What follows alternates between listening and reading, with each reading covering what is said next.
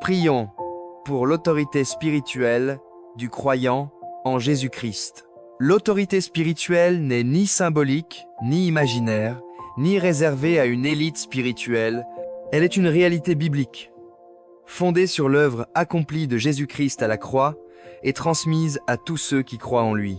Lorsque Jésus parle à ses disciples, il ne leur donne pas un simple encouragement moral, mais une délégation d'autorité réelle, fondée sur sa victoire sur le péché, la mort et les puissances des ténèbres. Jésus dit dans l'Évangile selon Luc, chapitre 10, versets 10 à 9, « Voici, je vous ai donné le pouvoir de marcher sur les serpents et les scorpions, et sur toute la puissance de l'ennemi, et rien ne pourra vous nuire. » Ce verset est fondamental. Jésus ne dit pas « Je vous donnerai peu être », ni « Je vous donnerai plus tard ». Il dit « Je vous ai donné ». L'autorité spirituelle est donc déjà accordée. Elle n'est pas à conquérir, mais à exercer. Cette autorité ne vient pas des mérites humains, ni de la force personnelle, ni du niveau de maturité émotionnelle. Elle vient de l'union avec Christ. Le croyant n'agit pas en son propre nom, mais au nom de Jésus-Christ, c'est-à-dire sur la base de son autorité suprême. Lorsque Jésus a vaincu Satan à la croix, il a dépouillé les puissances ennemies de leur droit légal sur ceux qui lui appartiennent. La parole de Dieu dit dans l'Épître aux Colossiens, chapitre 2, verset 15, « Il a dépouillé les dominations et les autorités et les a livrées publiquement en spectacle, en triomphant d'elles par la croix. » Cela signifie que l'ennemi a été vaincu juridiquement. Il peut encore tenter d'intimider, de mentir, de tromper, mais il n'a plus d'autorité légitime sur un croyant qui se tient dans la vérité de Christ. L'autorité spirituelle du croyant s'exerce donc contre les œuvres du mal, non contre les personnes. Le combat du chrétien n'est pas charnel. L'Épître aux Éphésiens, chapitre 6, verset 12, dit « Car nous n'avons pas à lutter contre la chair et le sang, mais contre les dominations, contre les autorités, contre les princes de ce monde de ténèbres, contre les esprits méchants dans les lieux célestes. » Le croyant est appelé à résister, à repousser, à renverser les œuvres du diable par la vérité, la prière, la foi et l'autorité du nom de Jésus. Cette autorité est également liée à la position spirituelle du croyant. En Christ, le croyant n'est plus en dessous des forces des ténèbres, mais placé avec Christ. La parole dit dans l'Épître aux Éphésiens, chapitre 2, verset 6. « Il nous a ressuscités ensemble et nous a fait asseoir ensemble dans les lieux célestes en Jésus-Christ. » Être assis avec Christ signifie partager son autorité, sa victoire et sa domination.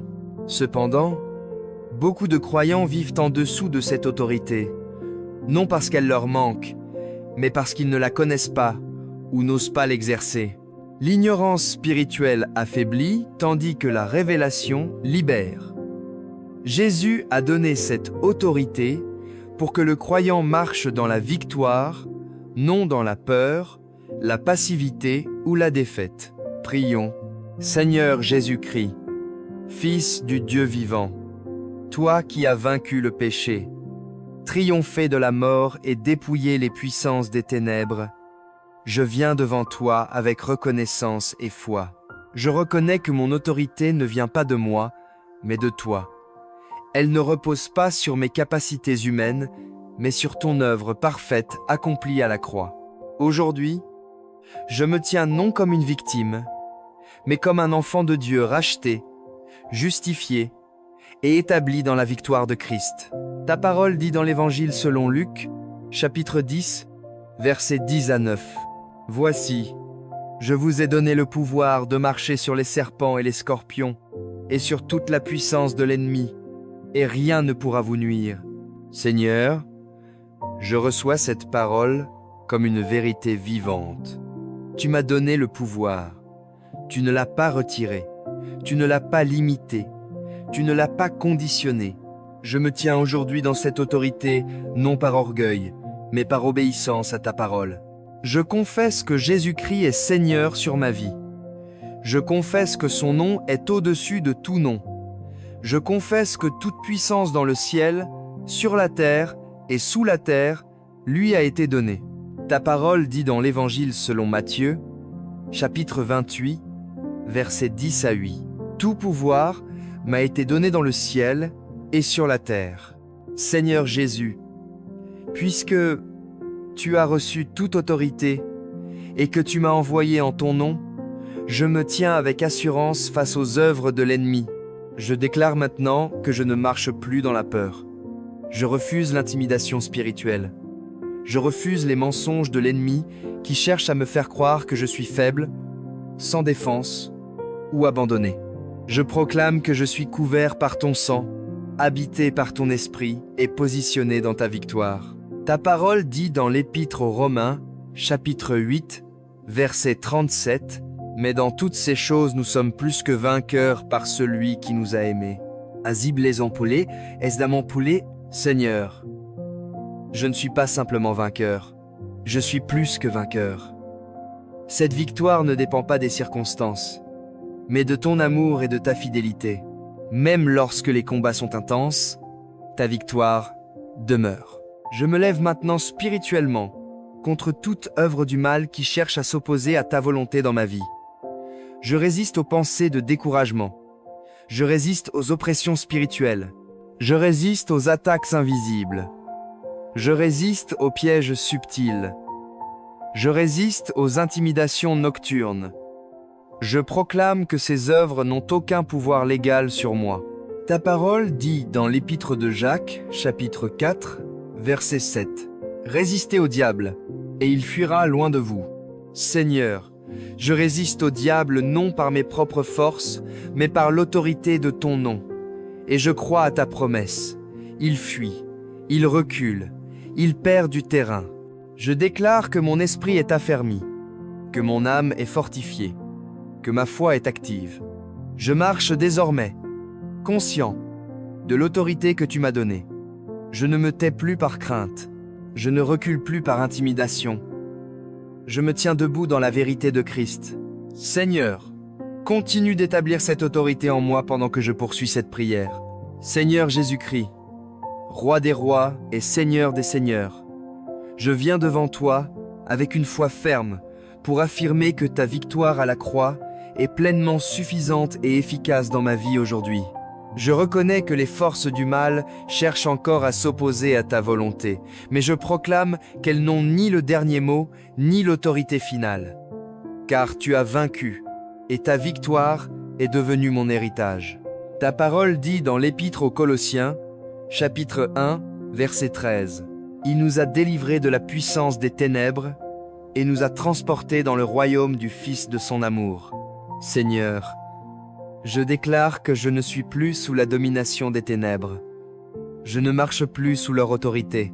J'ai été transféré dans ton royaume, un royaume de lumière, de vérité et de justice. Là où je marche, les ténèbres reculent, car la lumière de Christ m'habite. Je me lève maintenant contre toute œuvre du mal qui cherche à s'infiltrer dans ma vie quotidienne. Je m'oppose aux pensées de mensonges, aux accusations injustes, aux oppressions spirituelles, aux tentations répétées, aux attaques subtiles qui visent à affaiblir ma foi. Je proclame que ces œuvres sont exposées et neutralisées par la vérité de la parole de Dieu. Ta parole dit dans l'Évangile selon Jean, chapitre 8, verset 32, « Vous connaîtrez la vérité, et la vérité vous affranchira. » Seigneur, je reçois cette vérité comme une arme spirituelle. Chaque mensonge est renversé, chaque accusation est annulée, chaque intimidation perd sa force. Je choisis de marcher dans la liberté que tu m'as acquise. Je déclare que mes pensées sont protégées. Je déclare que mon cœur est gardé.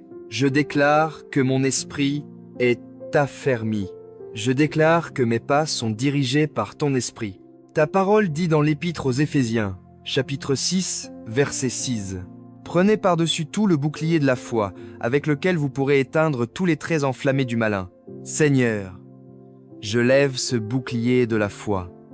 Je crois que chaque trait enflammé lancé contre moi est éteint. Les flèches de peur, de doute, de découragement, de confusion et de condamnation sont arrêtées avant même d'atteindre mon cœur. Je proclame aussi que mon quotidien est placé sous ta seigneurie. Chaque journée commence sous ton autorité et se termine sous ta paix. Je refuse que l'ennemi prenne avantage sur ma fatigue, sur mes émotions ou sur mes moments de faiblesse. Seigneur, tu es ma force lorsque je suis faible, tu es mon refuge lorsque je suis éprouvé. Ta parole dit dans la deuxième épître aux Corinthiens, chapitre 10, verset 4. Les armes avec lesquelles nous combattons ne sont pas charnelles, mais elles sont puissantes, par la vertu de Dieu, pour renverser des forteresses. Seigneur, je renverse maintenant les forteresses de peur, de culpabilité, de honte, de confusion et de découragement. Je renverse les schémas de pensée qui s'opposent à ta vérité. Je renverse tout ce qui cherche à s'élever contre la connaissance de Dieu dans ma vie. Je proclame que je marche dans une victoire quotidienne, non pas ponctuelle, mais constante. Même lorsque le combat se répète, ta grâce demeure. Même lorsque l'ennemi insiste, ta puissance surabonde. Je choisis de rester ferme, enraciné dans ta parole, confiant dans ton nom. Seigneur, continue d'affermir cette victoire en moi pendant que je poursuis cette prière. Seigneur Jésus-Christ, chef victorieux de mon salut, je te rends grâce parce que tu ne m'as pas seulement donné une autorité ponctuelle, mais une autorité appelée à être constante, stable et durable. Tu ne m'as pas appelé à des victoires occasionnelles, mais à une marche quotidienne dans la fermeté, la vigilance et la persévérance. Aujourd'hui, je me tiens devant toi pour affirmer que je veux exercer cette autorité sans relâche, sans compromis et sans crainte.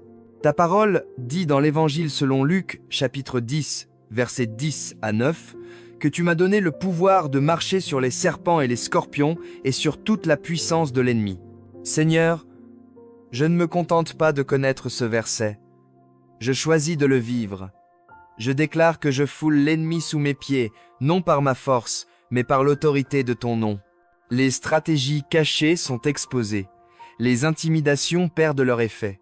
Les tentatives de retour sont neutralisées. Ta parole dit dans l'Épître aux Romains, chapitre 16, verset 20. Le Dieu de paix écrasera bientôt Satan sous vos pieds. Seigneur, je crois que cette promesse est active. Le Dieu de paix agit. Il écrase l'ennemi non seulement dans les moments de combat intenses, mais aussi dans la durée, dans la constance, dans la fidélité quotidienne. Je proclame que Satan n'a aucun terrain légal dans ma vie, dans mes pensées, dans mes décisions, dans mes relations, ni dans mon avenir. Je te demande, Seigneur, de m'établir dans une autorité équilibrée. Une autorité qui ne s'exerce ni dans l'excitation, ni dans l'arrogance, mais dans la sobriété spirituelle, la vigilance et l'obéissance. Garde-moi de la négligence comme de l'excès. Apprends-moi à veiller, à discerner et à demeurer ferme, même lorsque le combat semble s'être calmé. Ta parole dit dans la première épître de Pierre, chapitre 5, versets 8 et 9. Soyez sobres, veillez. Votre adversaire, le diable, rôde comme un lion rugissant, cherchant qui il dévorera. Résistez-lui avec une foi ferme. Seigneur, je choisis la sobriété. Je choisis la vigilance. Je choisis une foi ferme, enracinée et constante. Je refuse la distraction spirituelle. Je refuse l'endormissement intérieur. Je refuse de relâcher ma garde après une victoire. Je veux demeurer attentif à ta voix et sensible à ton esprit. Je proclame que mes fondations sont solides. Je proclame que ma foi est enracinée. Je proclame que mon esprit est affermi. Je proclame que ma marche est stable. Ta parole dit dans l'Épître aux Éphésiens, chapitre 6, verset 13, « Prenez toutes les armes de Dieu, afin de pouvoir résister dans le mauvais jour, et tenir ferme après avoir tout surmonté. Seigneur, je veux tenir ferme après avoir tout surmonté. Je ne veux pas seulement vaincre, je veux demeurer debout. Je veux conserver la victoire. Je veux marcher dans une autorité qui persévère même lorsque le combat s'éloigne. Je te demande de sceller cette stabilité dans mon cœur, que je ne sois pas ballotté par les émotions, ni influencé par les circonstances, ni intimidé par les attaques récurrentes. Je choisis de rester ferme, car Tu es mon rocher, ma forteresse et mon appui sûr. Seigneur Jésus-Christ, victorieux, glorifié et élevé au-dessus de toute domination, je viens maintenant sceller cette prière par une proclamation ferme, consciente et assumée de la victoire que tu m'as donnée. Je ne parle pas par présomption, ni par orgueil spirituel, mais par foi en ta parole, par confiance en ton nom, et par soumission à ton autorité suprême. Ce que je déclare maintenant n'est pas une formule, mais une vérité spirituelle fondée sur ton œuvre accomplie. Ta parole dit dans l'Évangile selon Luc, chapitre 10, versets 10 à 9. Voici, je vous ai donné le pouvoir de marcher sur les serpents et les scorpions, et sur toute la puissance de l'ennemi, et rien ne pourra vous nuire. Seigneur, je reçois pleinement cette promesse. Je proclame que rien ne pourra me nuire, ni les attaques visibles, ni les attaques invisibles, ni les stratégies ouvertes, ni les pièges cachés, ni les intimidations directes, ni les manœuvres subtiles. Je déclare que toute tentative de l'ennemi échoue, car tu es mon bouclier, mon rempart et mon défenseur. Je proclame que le sang de Jésus-Christ me couvre entièrement. Ta parole dit dans le livre de l'Apocalypse, chapitre 12, verset 11. Ils l'ont vaincu à cause du sang de l'agneau et à cause de la parole de leur témoignage. Seigneur, je me tiens sur cette victoire. Le sang parle pour moi. Il parle plus fort que toute accusation. Il parle plus fort que toute condamnation. Il parle plus fort que toute sentence adverse.